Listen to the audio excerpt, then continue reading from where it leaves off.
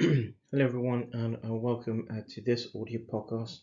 This audio podcast is part of the Parenchymal Journal series. This audio podcast is part of the BattleZtorm Swarm. This audio podcast is as part of the Bostics Vortex. This audio podcast is part of a Storm Robotics production. In this audio podcast, in this overview, a little bit in around the introduction to this works. So, with exception to individuals with severe learning disabilities and neurological illnesses, which of course are devastating in their own right, there's never existed a human being who has not been aware not only of his or her body, but also of his or her own individuality, both physical and spiritual. Human beings are consciously aware of our own lives, and it's through understanding that awareness of a consciously constructed self is identified.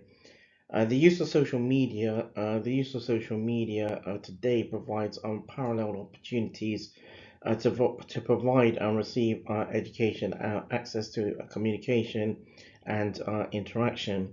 Social media or mainstream media, such as television, newspapers, magazines, and radio stations, are also utilized to prompt education surrounding specific long-term conditions. These forms of education, these